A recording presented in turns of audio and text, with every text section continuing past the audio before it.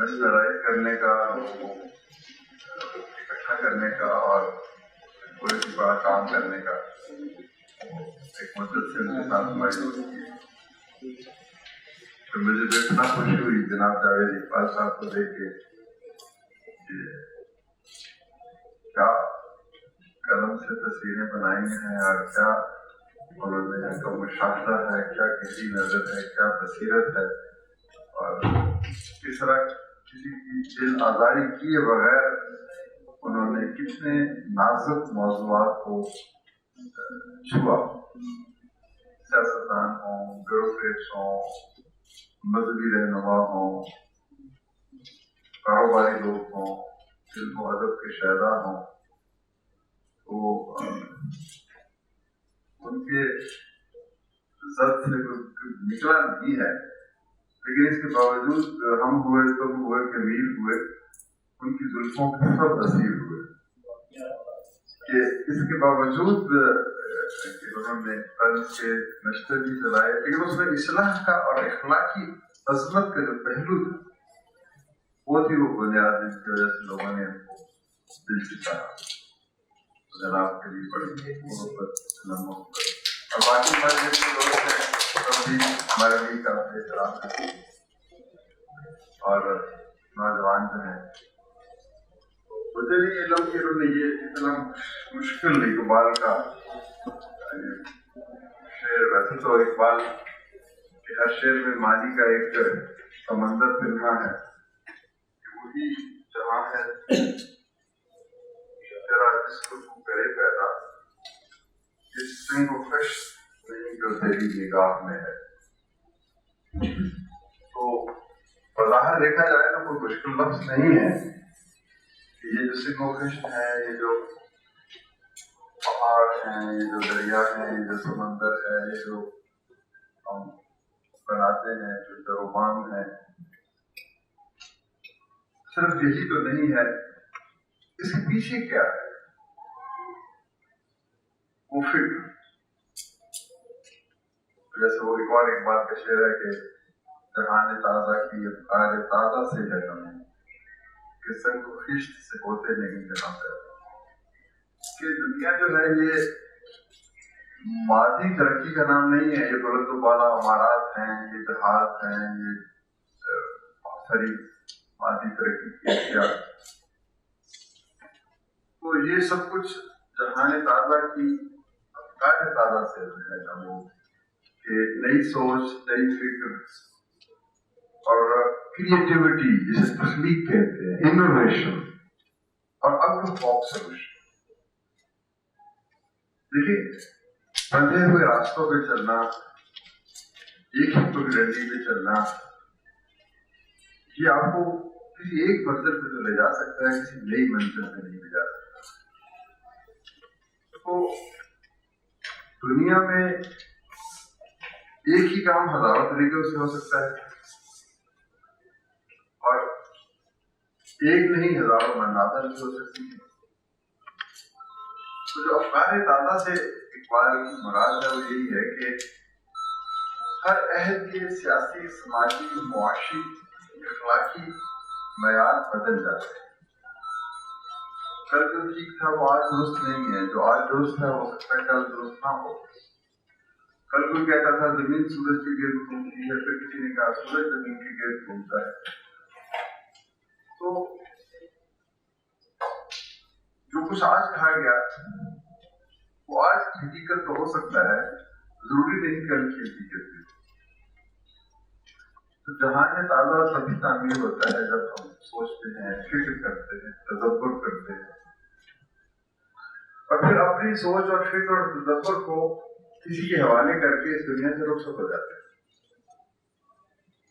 اقبال نے اور غالب نے بہت سے ایسے مصرے لکھے جس کا دوسرا مصرا وہ نہیں لکھ سکے، انہوں نے کسی اور سے لکھ چھوڑ دی. مائیکل اینجلو نے بہت سے مجسمے بنائے لیکن وہ پورے نہیں کیے. یعنی انسان جو کچھ زمانے سے لیتا ہے، دنیا سے کیا شعر ہے کہ دنیا سے افکار تصور و تصور کے جو کچھ مجھے لیا ہے وہ لوٹا رہا ہوں میں دنیا کے تجربات و حوادث کی شکل میں جو کچھ مجھے ملا ہے وہ لوٹا رہا ہوں. یعنی ہمیں جو کچھ ملتا ہے یہ تاریخ سے، تہذیب سے، شاعری سے، ادب سے، مصوری سے، ذاتی تجربے سے، دوستوں سے، استادوں سے، اپنی فتوحات سے، اپنی شکست سے یہ ہم حاصل کرتے ہیں. اس سے ہماری شخصیت تعبیر ہوتی ہے اور پھر اس میں ہم کچھ اپنے رنگ بھی ڈالتے ہیں. یعنی اگر ہمارے اندر تخلیقی صلاحیت ہے تو ہم اس اجتماعی علم میں، اس فہم و فراست میں کچھ رنگ ہم ڈالتے ہیں اور پھر وہ ایک اجتماعی رشتہ بن جاتا ہے، پھر وہ اگلی نسل تک پہنچے. تو جس عہد، جس معاشرے میں یہ سکت نہ ہو کہ وہ خود اپنا تدبر اس رشتے میں ڈال سکے، اس روایت میں اور اضافہ نہ کر سکے، وہ ایک مردہ معاشرہ ہے. تو وہاں پر اپنی دنیا پیدا نہیں ہو سکتی، وہاں پر نئی مناظر جنم نہیں دیتی، وہاں پر نئے راستے ڈھونڈے نہیں جاتے. آج سے 2-2,500 سال پہلے ایک شخص دریا کے کنارے بیٹھا ہوا تھا. اس نے اچانک دیکھا کہ ایک پرندہ دریا کے ایک کنارے سے اٹھتا ہے اور دوسرے کنارے سے جا پہنچتا ہے. وہ کچھ حیران ہوا کہ میں اس پرندے سے ذہنی طور پر، جسمانی طور پر اس قدر طاقتور ہوں، لیکن مجھ میں یہ طاقت نہیں ہے کہ میں یہاں سے اڑوں اور وہاں تک جا سکوں. اور پھر اس نے ایک خواب دیکھا کہ میں بھی اڑوں گا، میں بھی اس فضائے وسیع کو مسخر کروں گا اور اس کنارے سے نکل کے اس کنارے تک جاؤں گا. اس نے کوشش نہیں بھی کی تو ایک خواب دیکھ کر اس خواب کو وہ لوگوں کے سامنے پیش کر کے دنیا سے رخصت ہو گئے. اور پھر 2,000 سال کے بعد وہ خواب نسل در نسل، عہد در عہد انسان کے سینے پہ نقش رہا. لوگوں نے سوچا، فکر کیا، تصور کیا، قربانیاں دی، کسی نے پہاڑ سے چھلانگ لگائی، کئی طرح کے اور کام کیے. اور پھر 1919 میں البرٹ اور برادران نے اس خواب کی تکمیل کر دی، اڑنا شروع کر دیا. اور آج آپ دیکھتے ہیں کہ آپ پرندوں سے کہیں زیادہ طویل سفر طے کرتے ہیں. تو اس بات کی طرف یہ اشارہ ہے اقبال کا کہ وہی جہاں ہے ذرا اس کو تو کرے.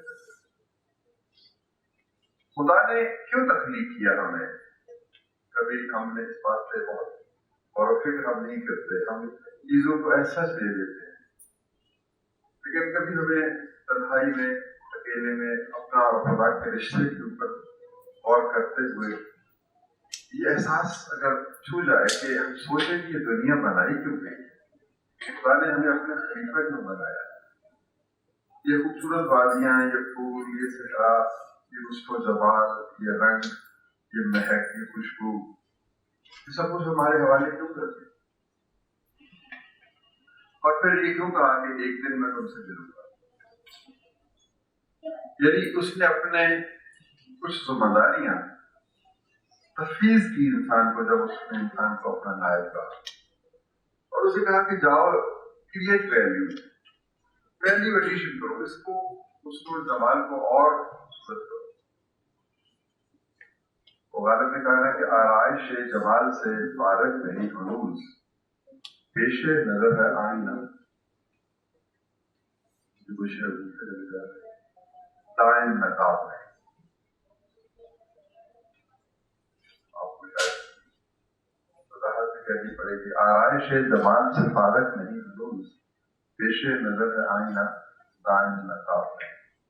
یعنی نقاب میں رہتے ہوئے بھی آئینہ ہمیشہ پیش نظر ہے اور محبوب جو ہے وہ آرائش جمال سے کبھی بھی فارغ نہیں. تو یہی انسان، اگر آپ صوفیانہ رنگ میں اس شاعر کو دیکھیں تو یہی وہ منصب ہے جو عطا کیا گیا خدا کی طرف سے انسان کو کہ پیش نظر ہے آئینہ اور آرائش جمال سے فارغ نہیں، فرصت نہیں ہے. یہ جو دنیا ہمیں ملی اس کو خوبصورت بنانے کا فریضہ ہمارے ذمہ ہے. اور خوبصورت کیسے بنے گی؟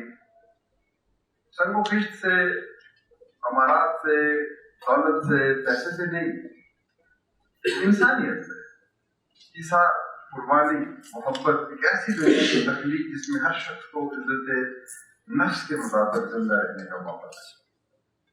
اور پھر سے میں وہ غالب کا شعر سناؤں جس میں کہتے ہیں کہ بس کے دشوار ہے ہر کام کا آسان ہونا، آدمی کو بھی میسر نہیں انسان کو. ہر کام کا ہونا ایک مشکل عمل ہے، لیکن آدمی کا انسان بننا تو بہت ہی مشکل ہے. آدمیت کے حساب سے نکل کر انسانیت کے حساب تک پہنچنا. آدمی تو ایک آدم کی اولاد ہے، کھاتا ہے، پیتا ہے، پہنتا ہے، سوتا ہے، جاگتا ہے، اور پھر دنیا سے رخصت ہو جاتا ہے جب سانسوں کا یہ تسلسل ٹوٹنے لگتا ہے. تو انسان تو وہ ہے جس کو خدا نے کہا اور فرشتوں نے سجدہ کیا. فرشتوں سے بہتر ہے انسان پڑھنا، مگر اس میں پڑتی ہے محنت زیادہ. یعنی آدمیت سے نکل کر انسان بننے کا مقصد یہ ہے کہ آپ آدمیت کو پیچھے چھوڑ آئے ہیں، اپنی ذات کے حساب سے نکل آئے ہیں اور آپ انسان کے لیے سوچ رہے ہیں، معاشرے کے لیے سوچ رہے ہیں، اس لمحے کے لیے سوچ رہے ہیں جب آپ کو کریٹر کے روبرو پیش ہو کر اپنے عمل کا حساب دینا ہے. یہ تو ہم جانتے ہیں نا کہ اگر یہ کائنات اس نے ہمارے حوالے کی اور یہ فرض سونپا کہ اس کو خوبصورت بناؤ، یہی انٹرپرینیورشپ ہے. آپ نوجوان لیڈرشپ اور انٹرپرینیورشپ کی تلاش میں شاید یہاں پہنچے ہیں کہ ہم جانے کہ انٹرپرینیورشپ کیا ہوتی ہے، لیڈر کون ہوتا ہے، زندگی کی کیا معنی ہے. تو لیڈرشپ اور انٹرپرینیورشپ یہی ہے کہ اس کائنات کو خوبصورت بنانا، ویلیو ایڈیشن کرنا، اور پھر اس لمحے کی تیاری کرنا جب ہمیں کریٹر نے یہ پوچھنا ہے کہ یہ جو دنیا میں نے تمہیں دی تھی تم نے اس کے خط و خال کو کیسے سنبھالا، تم نے اس کو بدنما بنایا. اور جب میں بدنما بنانا کہہ رہا ہوں تو یہ فزیکل بھی ہے، اسپرچل بھی ہے، میٹا فزیکل بھی ہے. فزیکل سے مراد یہ کہ ہم نے اس کو گندگی ڈال دی، انوائرمنٹ خراب کر دی، پولیوٹ کر دیا، جراثیم پھیلا دیے، خلاصت دے دی، درخت کاٹ دیے، سبزے سے محروم کر دیا، آنے والی نسلوں کی زندگی اجیرن کر دی. اور جب ہم اس کو اخلاقی اور روحانی طور پر کہتے ہیں تو پھر وہ بات آتی ہے کہ کیا ہم صرف اپنے لیے کسی اور کے لیے بھی جیت کا مقصد ہے حیات. جنگ، امن، خون، لہو، کتنے بچے ہیں جو ظلم و تشدد سے آپ کے شوروں کی نظر ہو جاتے ہیں. انسانیت کے نام پر افغانستان میں جو کچھ ہوا، ایران فلسطین میں جو ہوتا ہے، افغانستان میں، کشمیر میں، دنیا کے کسی بھی علاقے میں، یہ میں مسلم اسپیسیفک بات نہیں کر رہا. تو ایک یہ بھی پہلو ہے، یہ بھی سوال پوچھا تو جائے گا، اور وہ کریٹر اس دن ہمیں پوچھے گا کہ میں نے تمہیں بہت کچھ دیا، تمہارے دامن میں کوئی ایسا پھول ہے جو آج مجھے پیش کر سکو. اپنی زندگی میں کوئی ایسی چیز، کوئی ایسا تحفہ. پھر اقبال یاد آتا ہے کہ جب وہ یہ کہتا ہے کہ روزے حساب پیش ہو جب میرا دفتر عمل، آپ بھی شرمسار ہو مجھ کو بھی شرمسار ہے. یعنی میرا دفتر عمل، میرے کاموں کی طویل فہرست جب تمہارے روبرو پیش ہو تو پھر شرمساری سے میرا سر جھک جائے گا کہ میں نے اس ذمہ داری کو جسے پہاڑوں نے اٹھانے سے انکار کیا اور میں نے اٹھایا، کس طرح سے ہوا. تو یہ وہ بنیادی سوال ہے جو اس شعر میں یا اس طرح اقبال کے ہر کلام میں موجود ہے کہ ہم وہ کیسے جہان پیدا کریں گے جو سنگ و خشت سے بیجان ہوگا، جس میں آدمیت کے علاوہ انسانیت، احسان، قربانی، محبت، ایمپتھی، ایمپتھی کا لفظ بڑا خوبصورت لفظ ہے. ایمپتھی یہ ہے کہ ہم کسی کے جوتے میں پاؤں رکھ کر دیکھیں کہ اس پہ کیا بگڑ ہے, کیا اس کے اوپر پسند ہے. ہم بازار سے گزرتے ہیں, ایک شخص ہے معذور, ایک شخص ہے بصارت سے محروم, ہم اپنی جیب سے چند سکے نکال کے دے دیتے ہیں اور سمجھتے ہیں کہ ہماری ضمیر کا بوجھ اتر گیا, اور پھر وہ شخص ہماری نگاہوں سے محو ہو جاتا ہے. یہ تو ہے سمپتھی, کائنڈنس, مہربانی. ایمپتھی اس سے کہیں بڑا جذبہ ہے. ایمپتھی یہ ہے کہ آپ ایک لمحے کے لیے سوچیں کہ اگر آج اس شخص کی جگہ خدا نہ خواستہ میں ہوتا تو میرے ساتھ کیا بیتی. ایک مشہور صوفی بزرگ کہیں سے گزر رہے تھے, انہوں نے دیکھا کہ ایک شخص کو زنجیروں میں جکڑ کر لایا جا رہا ہے اور وہ باہی پہ باہی پک رہا ہے جنون کی عالم میں. پک رہا ہوں جنون میں, کیا کیا کچھ نہ سمجھے, خدا کرے کوئی. اس بزرگ نے کہا کہ dare to I but for the grace of God, کہ اگر مجھ پر خدا کی رحمت نہ ہوتی تو آج اس شخص کی جگہ میں جا رہا ہوں. یہ ہے ایمپتھی. اور جس وقت ایمپتھی آتی ہے پھر دنیا بدلتی ہے.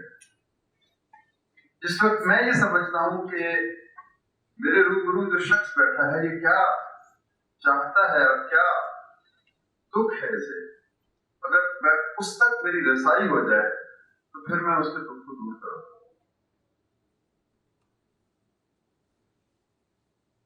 نبی پاک صلی اللہ علیہ وسلم کی ایک حدیث کا مفہوم ہے کہ دوسروں کے ساتھ وہی سلوک کرو جیسا سلوک تم چاہتے ہو تمہارے ساتھ کیا جائے. کیا ہم چاہتے ہیں کہ ہماری رسوائی ہو؟ کیا ہم چاہتے ہیں کہ ہماری عزت نفس پہ کوئی کوڑے برسائے؟ کیا ہم چاہتے ہیں کہ ہم سے ہماری مال, دولت, عزت, آبرو چھین لی جائے؟ سوچیں ذرا ایک مرتبہ. جب ہم یہ نہیں چاہتے کہ ہمارے ساتھ یہ سلوک روا رکھا جائے تو پھر ہم کسی اور کے لیے کیوں چاہتے ہیں؟ یہ رسول صلی اللہ علیہ وسلم کا فرمان ہے, حقیقی ایمپتھی ہے. ہمارے معاشرے میں دینے والے بہت ہیں, زکات بھی دے دیتے ہیں, خیرات بھی دے دیتے ہیں, دسترخوان بھی بچھے ہوئے, آپ دیکھ لیجیے. دادا صاحب چلے جائیں, کہیں اور چلے جائیں, بڑا بٹ دس از سمپتھی. اور سمپتھی تو خدائی وصف ہے. مہربان, کائنڈ تو خدا ہے, ممتا کا جذبہ تو خدا کے پاس ہے. ہمیں تو یہ سوچنا ہے کہ اس شخص کی جگہ اگر میں ہوں تو میرے دل پہ کیا بیتے گی جب میرا بچہ اسکول نہیں جائے گا, جب مجھے چھت نہیں ملے گی, جب میری ماں تڑپتے تڑپتے دم توڑ دے گی اور اسے دوا نہیں ملے گی, جب میرے باپ کو جعلی دوا کے نام پر زہر دے دے. یہ ایمپتھی ہے. اس ایمپتھی کی کمی ہے ہمارے معاشرے میں. صرف سمپتھی سے, دینے سے دنیا نہیں بدل سکتی جب تک کہ یہ احساس اس معاشرے میں رائج نہ کرے گی کہ ہمارے ساتھ وہی سلوک ہو جو دوسروں کے ساتھ ہو, اور دوسروں کے ساتھ وہی سلوک ہو جو ہمارے ساتھ ہو. اس جرم میں میں خود بھی شریک ہوں, لیکن یہ سوال کسی حکمران سے تو پوچھا جانا چاہیے کہ 1 کروڑ خانہ بدوش ہے اس ملک میں, بجلی, پانی, صاف پانی, سینیٹیشن, موسم کے سرد و غم, گرم, ہوا چلتی ہے تو چھت اڑ جاتی ہے, نہ نہانے کے لیے پانی.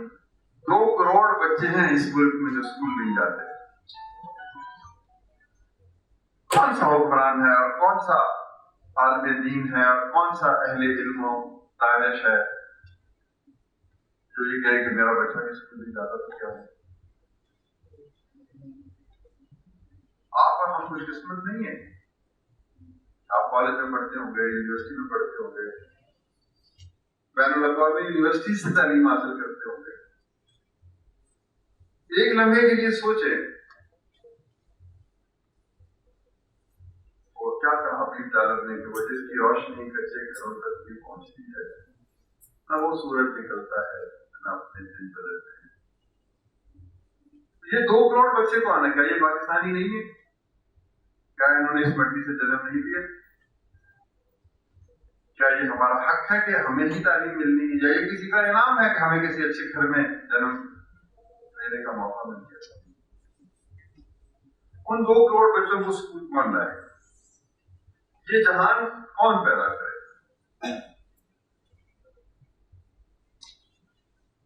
یہ سوال ہے نا کہ یہ کہنا کہ ہاں 2 کروڑ بچے ہیں ان کو اسکول میں جانا چاہیے، بہت اچھی بات ہے، لیکن یہ سوچنا کہ اگر میں خود ایک ڈاٹ کے اسکول سے پڑھا ہوں، مجھے کوئی کہنے میں بات نہیں ہے، ٹوٹی ہوئی فرش تھا، بلکہ ٹوٹا ہوا فرش کیا، مٹی کا فرش تھا،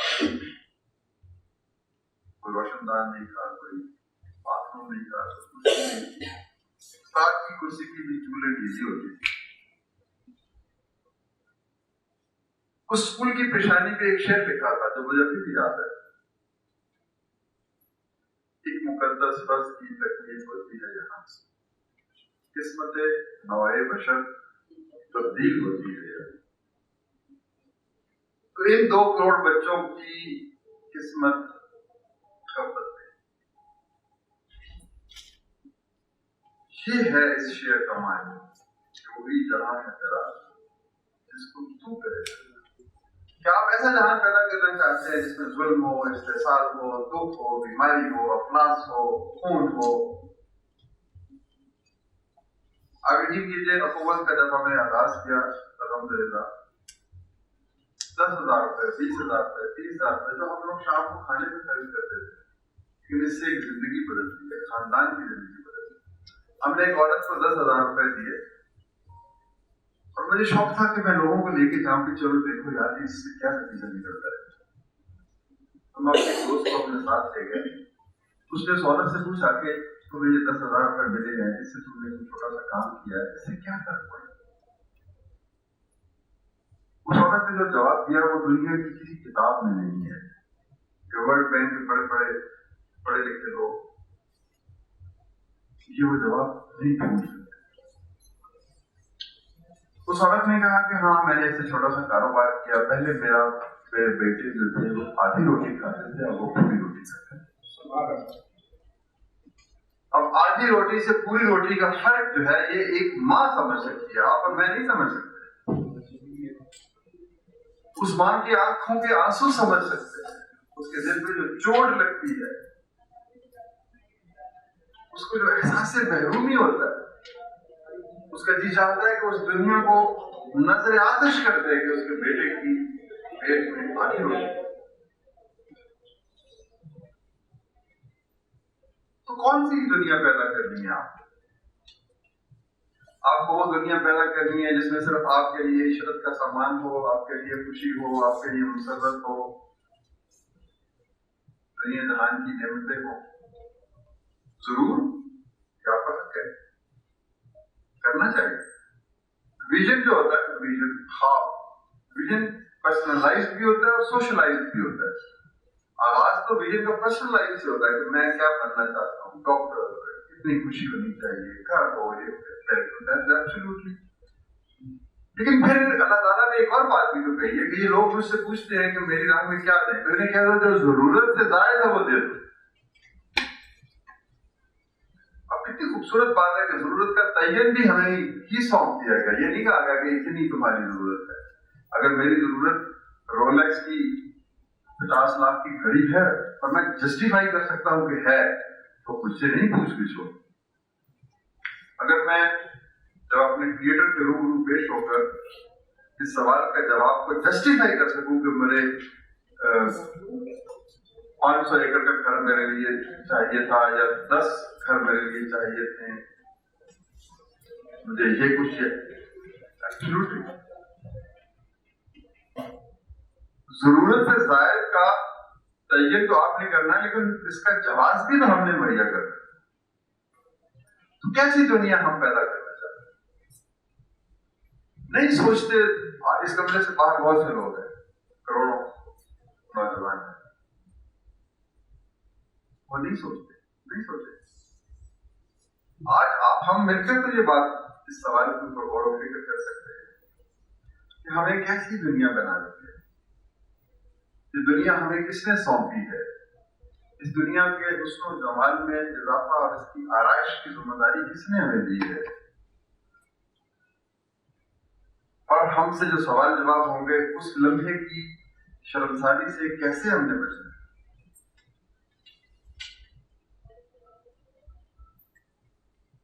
ہم وقت ہم یہ کہتے ہیں کہ پاکستان بڑا عظیم ہے, ایک عظیم مملکت ہے, اس عظیم مملکت میں کیا سیاسی سماجی معاشی انصاف وہ ہوتا ہے جو کسی اچھے معاشرے میں ہونا چاہیے؟ تو یہ کام کون کرے گا؟ میں مشہور ہوں اعجاز نثار صاحب کا کہ انہوں نے کم از کم ایک ڈائلاگ, ایک مکالمے کا آغاز تو کیا. کون کرے گا؟ امریکہ کرے گا یا کوئی اور کرے گا؟ یہ وہی بات کہ وہی جہاں ہے ذرا جس کو تو کرے گا, تو یہ ہمیں کرنا ہے, آپ کو کرنا ہے, مجھے کرنا ہے, اپنی اپنی بساط کے مطابق کرنا. چھوٹی چھوٹی نیکیاں, جب نشہ بڑھتا ہے شرابوں کا, شرابت جو ملیں, جب بہت سی نیکیاں ملتی ہیں تو ان کی تاثیر بڑھ جاتی ہے, پھر سنرجائز ہو جاتی ہے, پھر تبدیلی حقیقت بنتی ہے. 22 برس پہلے 10,000 روپے کا ایک قرضہ ہم نے خاتون کو پیش کیا, جو بھی میں نے آپ کو کہانی بتائی. اس نے کہا میں نے سود والا نہیں قرضہ لینا ہے, میں خدا سے جنگ نہیں کر سکتا, اور نہ میں بھکاری ہوں کہ میں جب 10,000 روپے دے دیں اور بس. آپ اپنے دوست کو 10,000 روپے دیتے ہیں تو 10,000 ہی واپس لیتے ہیں, اپنی بہن کو 10,000 دیتے ہیں تو 10,000 ہی واپس لیتے ہیں. مجھے 10,000 دے دیں, میں آپ کو واپس کر دوں گی, میں اس سے کاروبار کروں گی. اور پھر وہ ایک لمحہ ہی ہوتا ہے جو بہت کچھ بے نقاب کر دیتا ہے. 10,000 پڑھتے آج الحمدللہ 40 لاکھ ایک گھرانے کام شروع ہوتا ہے. 40 لاکھ گھرانے 3 کروڑ افراد کرتے ہیں, جن کو کرتے نہیں ملا.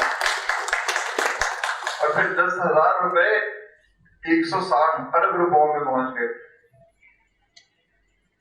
اور پھر ایک اور چیز دیکھیے کہ ان میں سے 70% لوگ خود سے دینے والے بن گئے, وہ بھی 1-2 روپے لے کے اس قرض حسن فنڈ میں جمع کرواتے ہیں کسی اور کا بھلا.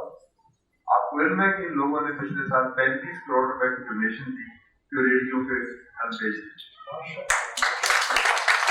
اس قرض حسن فنڈ کا حصہ بن جائیں جہاں سے ہمیں بغیر سود کے یہ قرضہ ملا. اور کیا آپ کو علم ہے کہ ریکوری کی شرح 99.9%. تو نیکی, سچ, یہ سب چیزیں خیالی نہیں ہیں, حقیقت ہی. تو بہرحال میں اپنی گفتگو کو ختم کروں گا. آپ کے لیے میں کتاب ایک لایا. اس کتاب کا نام ہے 4 آدمی. اس کی قیمت صرف 1 کتاب ہے. 15 کتابیں ہیں. اس محفل میں 15 بندے تو ضرور ہوں گے جو میری بات کو مان لیں گے. 2-3 لوگ مل کے یہ 2-4 کتابیں خرید کے کسی کو تحفہ دے. یہ کتاب جو ہے ان 4 آدمیوں کی کہانی ہے. یہ جتنی باتیں میں نے کی ہیں میں نے ان میں سے 3 آدمیوں سے سیکھی ہیں. ایک ہے سر گنگارام, ایک ہے ملک معراج خاطر, اور ایک ہے ڈاکٹر رشید چودھری. یہ جو عجائب گھر ہے, ایسن کالج ہے, جی پی او ہے, گورنمنٹ کالج ہے, کیمسٹری ڈپارٹمنٹ ہے, البرٹ وکٹر ہسپتال ہے, لیڈی میکلیگن اسکول ہے, ایل اے کالج ہے, گنگا رام کا ہسپتال ہے. یہ گنگا رام نے بنایا. کیسے بنایا وہ یہ نہیں بنایا. پھر ملک معراج خالدہ بڑے بڑے سیاستدانوں کو اپنا آئیڈیلز بناتے ہیں. 6.25 ایکڑ کا مالک تھا جب وہ پیدا ہوا, جب وہ اس دنیا سے رخصت ہوا تو 6.25 ایکڑ کا ہی مالک تھا. وہ ہمارا آئیڈیل نہیں ہے. اس معاشرے میں آئیڈیل وہ ہے جس کے پاس طاقت ہے، جس کے پاس 100 روپے کی زمینیں ہیں، جاگیریں ہیں. غلط میرا حالت حیثیت سیاستدان ہمارا آئیڈیل کیوں نہیں؟ میں حیرت زدہ ہوں اس شخص کی کہانی سے. میں نے اس پر ریسرچ کی تو انقلاب، سچائی، صداقت، دیانت، امانت، شرافت. اور پھر ایک اور شخص ڈاکٹر رشید چودھری جس نے دماغی امراض کا سب سے بڑا اسپتال بنایا.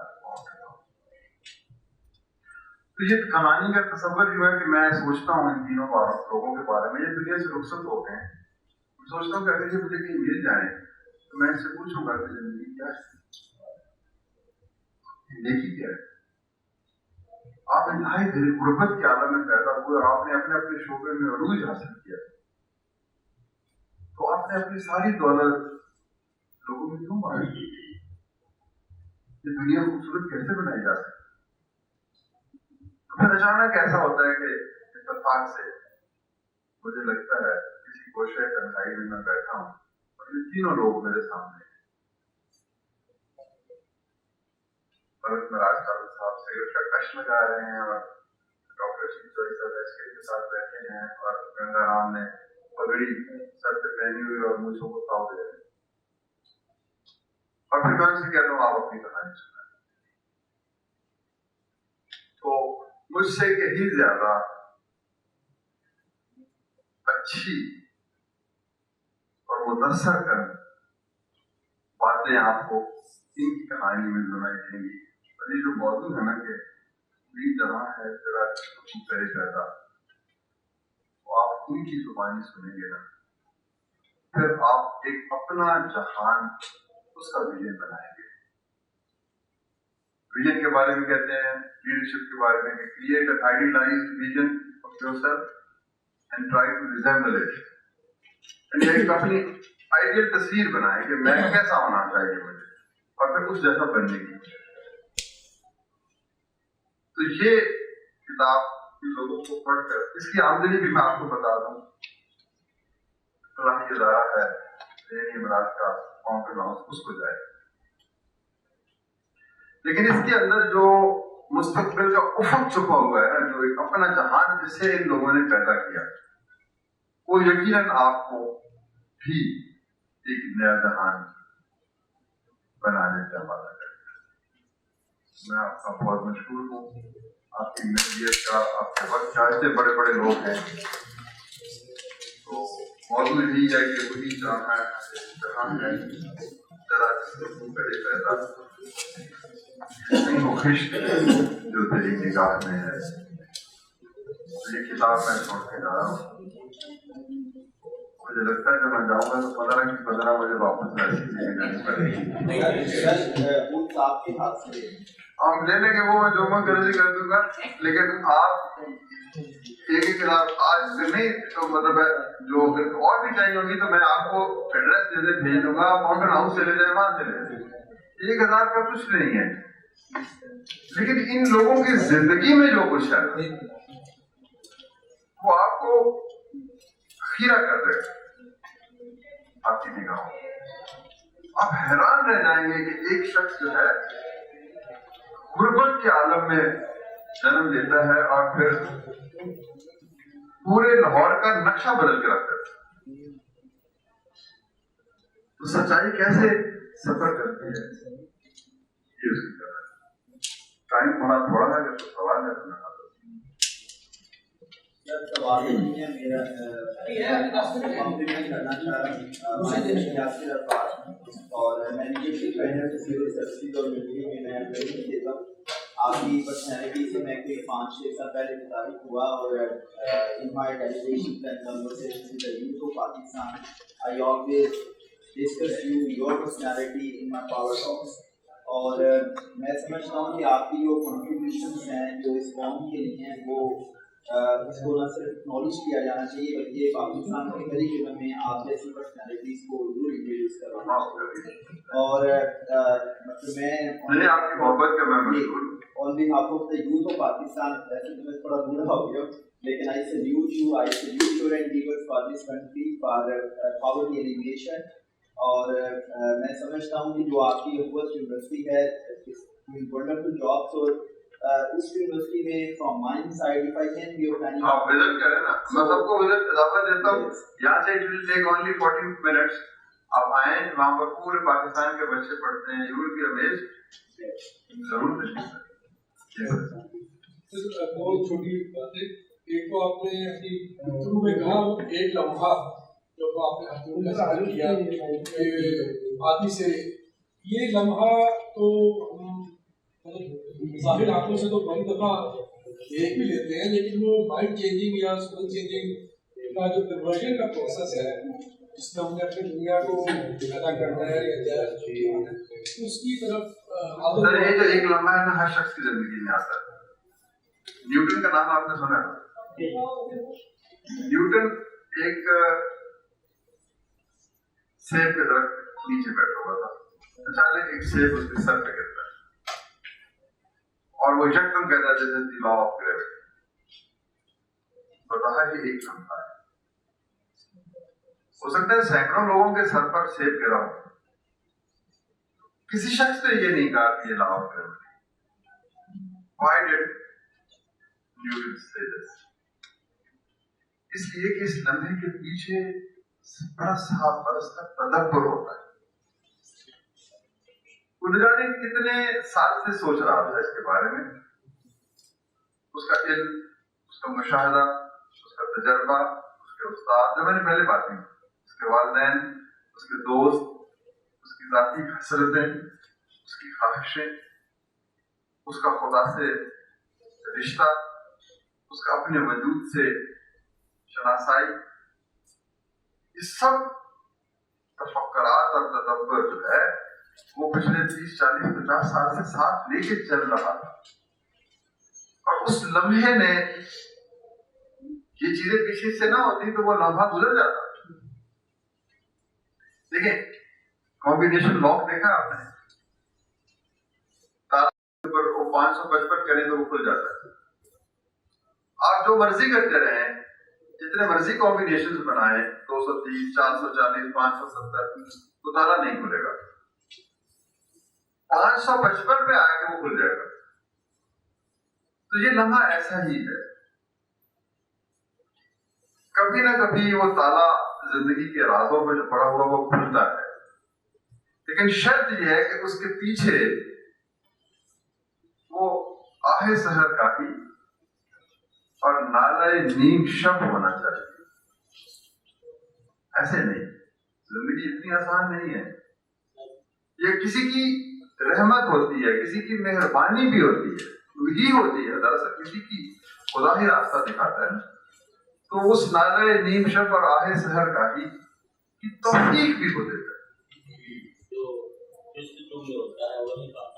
بالکل صحیح. یہ تو مولانا روم نے کہا نا کہ جس شے کی تلاش میں تم ہو وہ شے بھی تمہاری تلاش میں ہے. فیصلہ اس عمر پہ ہوتا ہے کہ آپ کی تلاش کتنی شدت رکھتی ہے.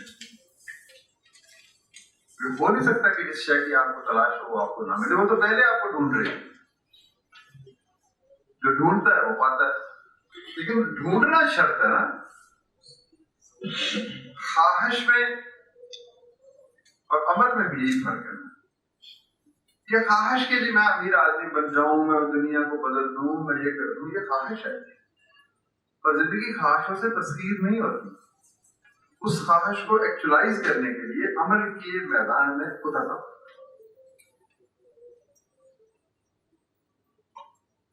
میں آپ کے سوال کا جواب دے سکا. کوئی جواب نہیں ہے, دس از اوپننگ اے ڈسکشن. مطلب آپ اس پر خود غور کریں گے, آپ اپنا جواب خود ڈھونڈیں گے. میں تو صرف کچھ چیزوں کی طرف اشارہ کر رہا ہوں.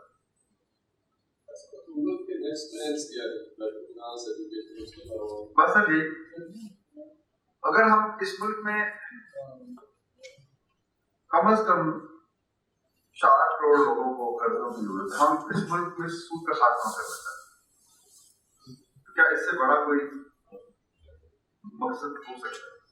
اور یہ کیسے کریں گے؟ ایک بہت بڑا صدقات فنڈ بن جائے. اگر آپ کے پاس 200, 400, 500 ارب روپے ہو جائیں, اور آپ کسٹوڈین بن جائیں, آپ اس کے ایماندار امین بن جائیں. کسی کو اپنے بچے کی پڑھائی کے لیے چاہیے پیسے, کسی کو کاروبار کے لیے, کسی کو گھر بنانے کے لیے, آپ اسے آئیں لے دو پیسے 10-20 لاکھ روپے, خاص لمٹ تک, ہر آدمی کے لیے نہیں, غریبوں کے لیے. ضرورت پوری ہوگی تو واپس کر دینا, چاہے تو اضافے کے ساتھ واپس کر دینا, کیونکہ یہ بھی نبی پاک صلی اللہ علیہ وسلم کی ایک حدیث کا مفہوم ہے کہ جب کسی سے قرض لو, اگر واپس لوٹاؤ توفیق ہو تو تحفے کے ساتھ کرو, تاکہ دینے والے کا دل جیتے. تو جو وہ قرض حاصل پڑتا چلا جائے گا. تو ایک تو اس میں اضافہ, دوسرا ہمارا تعلیم. دیکھیں ہر بچے کا حق ہے تعلیم. ہم نے نہ جانے کتنے آئنسٹائن جو ہیں وہ کھو دیے کہ ہم نے ان کو پڑھا نہیں پائے. جس ماں کے پاس زیور ہے وہ زیور بیچ کے بچے کو پڑھاتی ہے, جس کے پاس زیور نہیں ہے اس کا بچہ کون پڑھائے گا. تو یہ بھی دراصل قرض حاصل کی ایک صورت ہے. ہم آج فیس نہیں لیتے, کھانا پینا پہننا کپڑے stationery everything is free, free پر 2000 بچے. بس یہ امید ہے, کوئی ریٹرن بھی نہیں لکھا ہم نے کوئی اس سے, یہ امید ہے کہ جب یہ 10-20 سال بعد کسی مقام پہ پہنچیں گے تو اپنی فیس ادا کر دیں گے, اس سے ایک اور بچہ پڑھ جائے گا. تو یہ ایک ورچوئس سائیکل ہے نا. امید لوگ ہمیں کہتے ہیں کہ جی اگر 10 سال بعد اس نے فیس ادا نہ کی تو پھر کیا ہوگا. تو ہم کہتے ہیں کہ دیکھو بھائی اگر ایک بچہ 4 سال یا 5 سال ہمارے پاس پڑھتا ہے, ہم اسے اتنی بھی تربیت نہیں دے پائے کہ اس کو یہ محبت یاد رہے, تو پھر اس کا گناہ نہیں ہے, ہمارا گناہ ہے کہ ہم نے اسے کیا دیا. علم تو نہیں ہے نا, ہمارے دراصل محدود ہو گیا ہے ہماری یونیورسٹیز میں, اداروں میں علم. تربیت کا خاصی کمی ہے.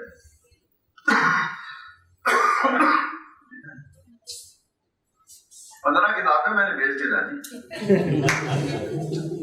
یہ میں چھوڑ جاؤں گا یہاں پہ, اور 15,000 روپے میں نے اجازت نثار صاحب کی بیگم بیٹی وہ بھی چلی گئی ہے. ہو جائے گی, ابھی ان کو میلا ہو جائے بات ٹھیک ہے, کیونکہ مجھے آپ نے جب بھی بلایا میں نے 15-20 کتابیں لے کے آنی. Sir, I'm Mohammed Sultan Yasin from National Coaching Institute.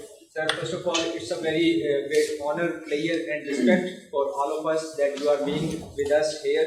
And secondly, sir, I have a question. کہ پاکستان کے نوجوان جو ہیں آج کسی بھی ڈبیٹ میں جائیں یا کوئی بھی جو ان کا خواب ہوتا ہے یا گول ہوتا ہے, یا تو وہ انٹرپرینیورشپ سے ریلیٹڈ ہوتا ہے, یا تو وہ اکانومی سے ریلیٹڈ ہوتا ہے, یا کارپوریٹ سیکٹر سے ریلیٹڈ ہوتا ہے. آج کے نوجوان کا جو خواب ہیں وہ پیسے کمانے سے ریلیٹڈ ہے, دینے کی طرف نہیں ہے. میں یہ چاہتا ہوں ایک امجد ثاقب سوسائٹی کے اندر, پاکستان کے اندر ایک ایسا رول پلے کر سکتا ہے اتنے نوجوانوں کے اندر. What was your driving force behind your whole vision? One thing. Second thing, what should be the driving force among the minds of young generations in Pakistan nowadays? اچھا سر, یہ سوال بڑا اہم ہے. یہ تو سر بڑی دکان پھینکی ہے سر, آپ زیادہ نہیں کرتے ڈاکٹر صاحب, نیکسٹ ٹائم زیادہ. میں سر ابھی منگواتا ہوں 10-20 اور ابھی آپ کو پیش کر دیں. اچھا سر, اس کا سوال بڑا اہم ہے. اب آپ, یہ میں آپ سے سوال نہیں پوچھوں گا لیکن صرف آپ کو ایک میں اشارہ دوں گا. 3-4 دن پہلے مجھے ایک یونیورسٹی نے بنایا, اس یونیورسٹی کا نام میں نہیں بتا, 300 بچے بیٹھے ہوئے تھے. تو یہ ذرا غور سے سنیے میری بات. موضوع تھا کریکٹر بلڈنگ. یہی جو بات آپ نے کہی کہ لوگ لیتے ہیں اور دینے کی خواہش نہیں رکھتے, اس کا تعلق کردار سے ہی ہے نا. تو اس کا موضوع تھا کریکٹر بلڈنگ. 300 بچے تھے اور کوئی 20 فیکلٹی کے ممبران بیٹھے ہوئے. تو میں نے ان سے کہا کہ کردار کے اعتبار سے سب سے بڑی ہستی کون سی ہے؟ یعنی جوانی میں, بچپن میں, بڑھاپے میں, شادی, غمی, جنگ, محبت, تجارت, معاملات, سیاست, عدالت, زندگی کی یہی امور ہے نا. تو سب نے کہا نبی پاک صلی اللہ علیہ وسلم. میں نے سے پوچھا کہ ہاتھ کھڑا کر کے مجھے بتائیں کہ آپ میں سے کتنے لوگ ہیں جنہوں نے سیرت النبی کی ایک کتاب کور ٹو کور پڑھی. कोई एक किताब मुकम्मल, आप यकीन करें सिर्फ 2 हाथ है, 300 20,000। जिस शख्स से, जिस हस्ती से आप इतनी मोहब्बत करते हैं, हमने बातें तो सुनी है, मौलवी साहब ये कहते हैं, वो फला ये कहते हैं, लेकिन हमने खुद क्या पढ़ा, क्या कशीफ किया उनकी जिंदगी से, क्या तदब्बर, क्या सोचा। क्योंकि आप पढ़ते हो, लफ्ज तो आप गौर करते हो, आप सतूर में और बैन सतूर में जाते हो, लफ्ज में और पसे लफ्ज पे जाते हो, फिर वो आपके हिर्ज़े जां बनता है, फिर आपकी शख्सियत का हिस्सा बन जाती है वो बात। जिस चीज को आप पढ़ते हैं ना, वो आपके दिल में उतर कर आपका हिस्सा बनता है। तो किरदार कहने से नहीं बनेगा, किरदार पहले पढ़ने से। किसी से बुजुर्ग ने कहा सबसे बड़ी चीज इल्म है, फिर उसने कहा नहीं, इल्म से बड़ी चीज अमल है, इल्म और अमल। अगर आप समझते हैं कि क्या नुस्खा है किरदार की तामीर का, तो सुन्नत रसूल की या नबी पाक सल्लल्लाहु अलैहि वसल्लम की सीरत एक किताब पढ़ रहे हैं, अपने बेडरूम में अपनी रहीकुल मखतूम में किताब है मुबारक सफी पुरी साहब की, डॉक्टर नसीर अहमद नासिर की किताब, हमारे में हजारों किताबें लिखी थी। इंग्लिश की इतनी खूबसूरत किताबें, छोटी छोटी 200 400 सफे, जो आपको एक एब्सोल्युटली न्यू डायमेंशन देंगी। एक मेरा नाम फॉर्म याद नहीं आ रहा, एक क्यू खातून है, उसने किताब लिखी है मोहम्मद, रोशन क्या कहते हैं, 14 सबक रोशन हो जाते हैं कि उसने वो चीजें नबी पाक सल्लल्लाहु अलैहि वसल्लम की रात में से अखज़ की हैं और दुनिया के सामने पेश की हैं, जिन पर हमें कभी किसी आलिम दीन ने बताया ही नहीं। तो सर ये किरदार को बेहतर करना है, देने से देने वाला बनना है, इखलास की रास्ते पे चलना है, और सारी चीजें अमानत, दयानत, सदाकत, एक ही रास्ता है कि किसी एक शख्स को आइडियल बना ले। हम कहते तो हैं लेकिन वो हमारा आइडियल नहीं है। आइडियल वो होता है जिसके नक्शे कदम पर चलने की कोशिश की जाए, 100% नहीं, 10%। 10% भी अगर हम उनके नक्शे कदम पर चलने की कोशिश करें तो आपने जो बात की है वो हद पे गलत की तरह मिट जाएगी, अच्छा मुआशरा बन जाएगा। चले वो तो दीनी एतबार से, बट पॉइंट यह है मुझे बार बार 10 मिनट दिखा रहे हैं, मैं खत्म करने लगता हूँ। वो आइडियल जो है ना, ये एक नहीं होता। जब नबी पाक सल्लल्लाहु अलैहि वसल्लम की रात कहती है जैसे आपको सब कुछ, गांधी भी आइडियल है, उसकी सादगी, नेल्सन मंडेला भी आइडियल है, उसकी मुस्तकिल मिजाजी, मार्टिन लूथर किंग भी आइडियल है, उसकी इंसानियत से मोहब्बत, कायद आज़म भी आइडियल है, उनकी इंटेग्रिटी। तो ये बड़े लोगों का एक गुलसिता है, उसमें हर तरह के फूल हैं। आप किसी से कुछ ले, किसी से कुछ ले, किसी से कुछ ले, and then create an ideal image of yourself. आपका क्या नाम है? मोहम्मद सकलैन। सकलैन साहब, आप आज रात को ना, सारे लोग आज रात को 15 मिनट के लिए बैठे, सकलैन साहब सोचेंगे भाई आइडियल सकलैन को कैसा होना चाहिए, खूबसूरत, दौलतमंद, बहादुर, जफाकश, मेहनती, देने वाला। That is your ideal image। और फिर आप हर रोज या हर हफ्ते बाद या हर महीने बाद बैठेंगे, मैंने वो जो आइडियल इमेज बनाया था मैं उसके कितना करीब हूं, मेरा ये सफर आगे बढ़ रहा है या नहीं। तो उस आइडियल की तरफ आपका सफर जो है, that will make you empowered and accomplished person। वरना तो ये ज़हनी अय्याशी है ना जो हम कर रहे हैं, अच्छी बातें सुन रहे हैं, 2 मिनट के लिए खुश हो रहे हैं, ये तो अपने खून की आग में से गुजरने का नाम है ना। इश्क नहीं आसान, बस इतना समझ लीजिए आग का दरिया है और डूब के जाना है। तो लीडर जो है ना, दूसरों को माफ कर सकते हैं, खुद को माफ नहीं करते। अपने आप को डिसिप्लिन में ढालेंगे तो आपको देखकर फंस रहे हो लोग। तो आपके सवाल का आखिरी जवाब यह है, अमल, बस। एक्सक्यूज मी, मैंने वो कॉलेज विजिट किया था, उसके बारे में थोड़ा बता दें ताकि एक ईंट को डोनेट करना चाहिए। ये हमने यहाँ पर एक 50 एकड़ जमीन हमने ली है और वहाँ पर कुछ 3 लाख स्क्वायर फुट का वो बड़ा खूबसूरत कॉलेज, आप आए, मेरा Just like a PMA Kabul. आप एक दफा आए ना उधर, आपको बेहतरीन हाईटी, इतनी अच्छी हाईटी ये इजाज़त निसार नहीं देंगे, बिल्कुल वहाँ पे लाएंगे आपको। अच्छा वो कैसे बना, अब आप देखें ना कि नेकी कैसे नेकी को जन्म देती है। हमारे आर्किटेक्ट ने कहा कि 50 करोड़ रुपए लगेंगे पहली मंजिल, पहले हिस्से से। तो 50 करोड़ जावेद इकबाल साहब जानते हैं कि मेरे पास तो नहीं है। तो हमने कहा अच्छा ऐसा करो कि इसको 1000 पे तकसीम करो। उसने कहा 5 लाख खास पे तकसीम है। हमने कहा कि हमारा मसला हल हो गया। ये भी आपके सवाल का जवाब है कि एक लम्हे में आप किसी मसले को कैसे हल करें।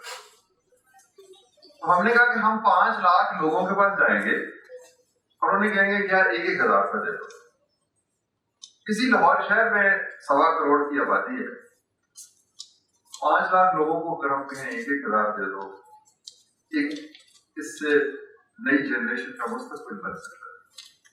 तो हमने एक तहरीक शुरू की, by a brick build a university. तो आप हैरान होंगे कि 7-8 महीनों में 5 लाख नीचे बिल्डिंग, अब यूनिवर्सिटी बन गई। This is how you change the world. अगर हम कहते हैं यार 50 करोड़ है, चलते हैं मलक रियाज के पास या किसी और बड़े आदमी के पास, किसी के पास। फिर उसके बाद उन लोगों ने हमसे रब्ता किया कि हम भी आपकी मदद के लिए तैयार। सबसे खूबसूरत ईंट किसकी है? Let me narrate this story. Story की कल का सवाल है। एक औरत ने मुझे फोन किया कि सुना आप गरीबों के बच्चों के लिए यूनिवर्सिटी बना रहे हैं जहाँ पर वो आज पढ़ेंगे और 30 साल बाद फीस देंगे, और आपने नारा लगाया कि 1,000 रुपए की एक ईंट कोई देगा तो वो फिर यूनिवर्सिटी का फाउंडर बन जाए। तो पहले तो उसने मुझे मुबारकबाद दी। उसने कहा कि मेरी उम्र 70 बरस है, मुझसे अच्छा शख्स आ गया जी, तालियों बजाए नबी। तो उस औरत ने कहा कि आपने ये कहा कि 1,000 रुपए की एक ईंट, मेरी उम्र 70 बरस है, मेरा कोई बच्चा आपके स्कूल में, कॉलेज में, यूनिवर्सिटी में नहीं पढ़ेगा, फिर क्या हुआ? जो भी पढ़ेगा वो मेरा ही बच्चा है। और दूसरी बात उसने कही कि मेरे पास 1,000 रुपए नहीं है, मैं बहुत गरीब हूँ, क्या मैं 500 रुपए देके आधी ईंट खरीद? उसमें आधी ईंट भी है, एक ईंट भी है, आधी भी है, 1000 ईंटें भी खरीदने वाले हैं, 1/4 ईंट भी है, किसी ने 200 रुपए भी दिए, 50। तो हमने वहां पर 14,000 लोगों के नाम लिखे वॉल ऑफ फाउंडर्स पे, जिन्होंने एक ईंट दी है। तो आप उधर आए किसी दिन, आप अपने हाथ से अपना नाम लिखेंगे, वो मिटेगा कभी नहीं, और 1,000 की ईंट खरीदी। ये भी एक अपनी दुनिया हम पैदा कर देते हैं, उसकी एक मिसाल। तो बेहद शुक्रिया जी, मैं बहुत मशहूर हूँ एजाज साहब का। आई एम सॉरी वक्त कुछ ज्यादा लग गया, लेकिन आपको मैं दावत देता हूँ कि आप जरूर तशरीफ लाइए। इन्होंने भी अपनी दुनिया आप पैदा की है, मुझे पता है कि इनका सफर कहाँ से शुरू हुआ, and he is a great entrepreneur. Pakistan में बहुत कम लोग ऐसे हैं जिन्होंने इतने बड़े बड़े काम किए। मैं मशहूर हूँ जनाब साहब, आपकी वजह से आज हमारी कुछ मार्केटिंग भी होगी। बहुत शुक्रिया।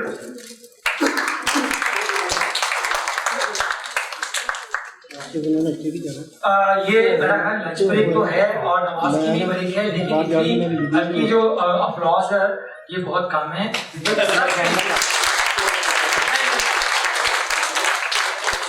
मैं नहीं मानता इस सुगंधी रूल को, मैं नहीं मानता। आप कहने को मेंशन होगी सर।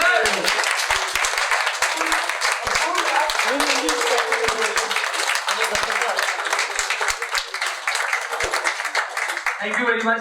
जस्ट 1 मिनट आपका लूंगा, कोई ब्रेक पे जाना, बैठिए प्लीज। मैं इसकी क्लोजिंग करना चाह रहा हूँ इतनी खूबसूरत टॉक को। सर ये ट्रिब्यूट है हमारा आपके लिए। लोग जो ट्रिब्यूट देते हैं वो लोग जो दुनिया से चले जाते हैं, हम लिविंग्स को, लेजेंड्स को ट्रिब्यूट देते हैं सर। तो जो जिंदा कौमें होती हैं वो जिंदों की कदर करती हैं।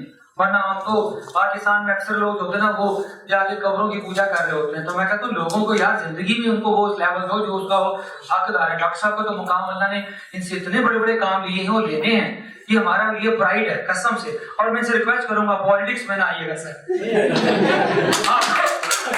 जो अल्लाह ने आपको काम दिया है ना, वरना फिर जाके वही होता है जो हो रहा है। तो एक शेर जिसका आज पूरा थीम था, मैं उसको डिस्क्लोज करने जा रहा हूँ कि अपनी दुनिया आप पैदा करो। ये मेरे साथ बोलेगा, अपनी दुनिया अगर जिंदों में है सिर आदम है ज़मीरे कुल फुका है जिंदगी, और जिंदगानी की हकीकत को हुक्म के दिल से पूछ, जुए शेरों की शव संगे गरा है। इसका मतलब यह है, मैं शेर का क्योंकि जो फिलॉसफी ऑफ लाइफ है, जो इकबाल की पढ़कर अंदेशा है सूदो ज़िया है जिंदगी, है कभी जहाँ और कभी तस्लीम जान है जिंदगी। तो डॉक्टर साहब के लिए मैंने डेडिकेट किया। इसके अंदर फिलॉसफी ऑफ लाइफ इकबाल ने दी है कि अपनी दुनिया आप पैदा करें, और क्योंकि ये कुरानी कॉन्सेप्ट है, फिलॉसफी है, और कुरान हमेशा जिंदों के साथ एड्रेस करता है, मुर्दों के साथ नहीं करता। तो इसलिए क्योंकि शर्त रखी है कि अपनी दुनिया आप पैदा कर, ये कंडीशनल है, जिंदों में है, यानी कि मुर्दा है तो ये तुम्हारे लिए नहीं है। क्या है ये सिर आदम, सिर कहते हैं सीक्रेट को, पर्शियन का ये वर्ड है। इकबाल की 50-70% जो पोइट्री का जो मैसेज है वो पर्शियन में है। तो कहते हैं सिर कहते हैं सीक्रेट को, आदम कहते हैं इंसान को। इंसान का राज इस बात में पोशीदा है कि कुन फयकुन है जिंदगी, यानी कि अगर कुन जो होता है अल्लाह के पास सलाहियत है, तो अल्लाह किसी चीज को करना चाहता है तो कुन कह देता है तो वो हो जाती है। तो इकबाल ने यहाँ फिलॉसफी दे दी लाइफ की, पूरी इस लाइन के अंदर ये राज की बात हूँ, बड़ा बेअदब हूँ, सजा चाहता हूँ। वो ये था कि इकबाल ने कहा कि इंसान का राज ये है कि अगर जो अल्लाह पाक ने कहा दे दिया, जो खून था जो अल्लाह के पास अपने पास था, जब अपने डेप्टी बनाया, सर अगर अपना को डेप्टी बना के अगर जाते हैं कहीं छुट्टी पे तो अपने डेप्टी को अथॉरिटी भी देते हैं रिस्पॉन्सिबिलिटीज के साथ। तो उन्होंने अल्लाह ने क्या कहा कि मेरा जब इंसान को अशरफुल मखलूकात बनाया तो सिर्फ जिम्मेदारी नहीं दी, साथ उसको एक अथॉरिटी भी दी। और अथॉरिटी क्या थी? कुन, वो डेलीगेट कर दिया। जो बड़ा सीईओ होता है वो अपने डिप्टी सीईओ को अपनी अथॉरिटीज सर डेलीगेट करके जाता है, अदरवाइज वो डमी सीईओ होता है, डमी डिप्टी सीईओ होता है। तो उनकी सलाहियत थी, ये है वो फिलॉसफी जिस कौम को चाहिए कि हमने अपनी दुनिया बनानी है, हमने ना अमेरिका पे डिपेंड करना ना कहीं करना। मैं ईरानियों की और जर्मन की मैं उनको सलूट करता हूँ, कौमों को जिन्होंने इतनी सैंक्शन, इतने मसाइल, इतनी ट्रेजेडीज के बाद वो राइज किया। और हमारी कौम भी जो जितने कट लगते जाते हैं डॉक्टर साहब, जितने कट लगते जाते हैं हीरा उतना कीमती होता चला जाता है। ये कौम को 70 साल से कट लग रहे हैं सर, और ये कौम हीरा बनती जा रही है, और ये मैं कोई नूर का हीरा बन चुके हो तो thank you very much doctor साहब। मैं छोटा सा एक डॉक्टर साहब के लिए छोटा सा एक बुके दिया और कुछ फूल और कुछ, क्योंकि ये फूलों की बात करते हैं, खुशबू की बात करते हैं। तो सर की यकीन जाने कि सर को मैं तो ज्यादा गुनाहगार ना हो तो सर को तो देखना भी सवाब है सर। प्लीज कम बात सर, आप हमारे लिविंग लेजेंड है, एक और लिविंग लेजेंड है जाके नहीं, ये आपको नहीं पता, जब आप पैदा भी नहीं होंगे जब ये कार्टून बना रहे थे ये जंग का पार्ट है, ठीक है, इनका इतने बड़े चपल आप सर क्या बात है, आप हेलो साथ जी सर प्लीज